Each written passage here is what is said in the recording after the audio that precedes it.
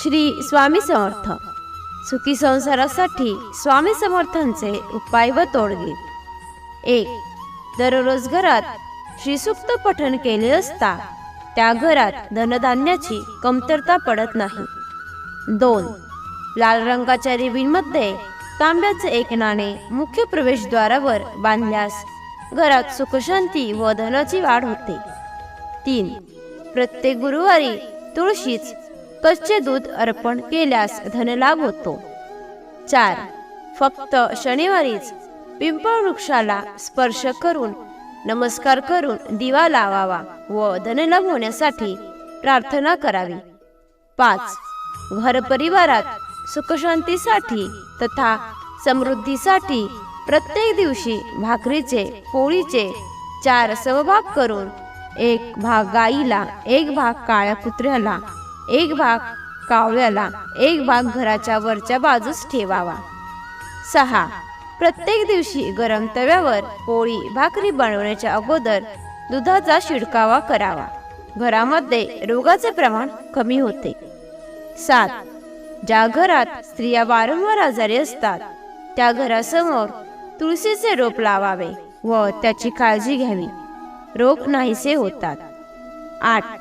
कर्जमुक्तीसाठी मोठ्या कर्जातून मुक्त होण्यासाठी मंगळवारी शिवमंदिरात जाऊन मूठभर मसुराची डाळ वाहून खालील मंत्र म्हणावा.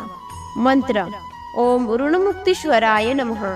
या उपायाने कर्जबाधा नाहीशी होते. 9. मंगळवारी गव्हाच्या पिठात थोडा गूळ मिसळून त्याच्या छोट्या गोळ्या तयार करून 40 दिवस तलावातील माशांना खाऊ घालाव्या. कर्जमुक्ती लवकरच होते. 10. दिवा वा समईच्या ज्योतीचे तोंड उत्तरेकडे असल्यास लक्ष्मी प्रसन्न होते. पूर्वेकडे असल्यास सुखप्राप्ती होते. 11. रोज सकाळी पूजा झाल्यावर घरात शंख न विसरता फुंकावा. घरात वास्तव्यास असलेली अलक्ष्मी काढता पाय घेईल आणि लक्ष्मी चिरंतर नांदेल. 12. घरातील नवीन केरसुणी आणल्यावर तिला हळद कुंकू लावून पूजा करून वापरावी. तिला पाय लावू नये व ती सहज दिसेल अशी ठेवू नये. दिवे लागल्यावर झाडू मारू नये. 13. घराचा मुख्य दरवाजा नेहमी फडक्याने पुसून स्वच्छ ठेवावा. तसेच संध्याकाळी तिन्ही सांजेला मुख्य दरवाजा थोडा वेळ उघडा ठेवावा. त्यावेळेस धूप दाखवावा. 14. संध्याकाळनंतर दिवे लागल्यावर कोणाला पैसे देऊ नये.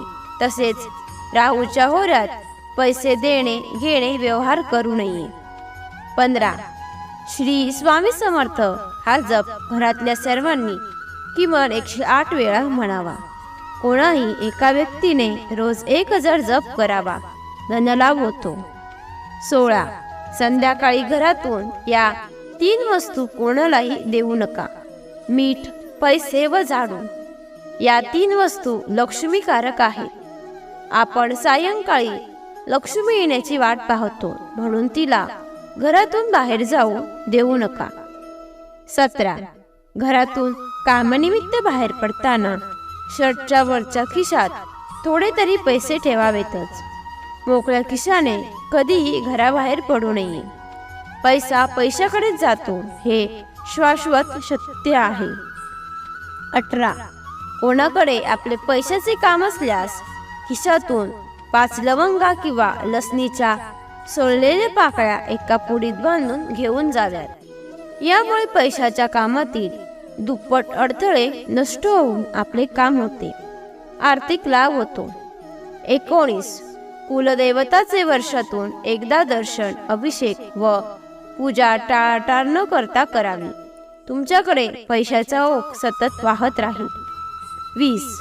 घरात नंदादीप सतत तेवत ठेवल्याने अशुभ ऊर्जा घरात राहत नाही. 21. दिवसभरात सतत जास्तीत जास्त वेळा हरिओम हरिओम म्हणत राहिल्यास बीपी कमी होतो. हरिओम म्हणताना ते ऐकण्याचा प्रयत्न करावा. जास्त फायदा होतो.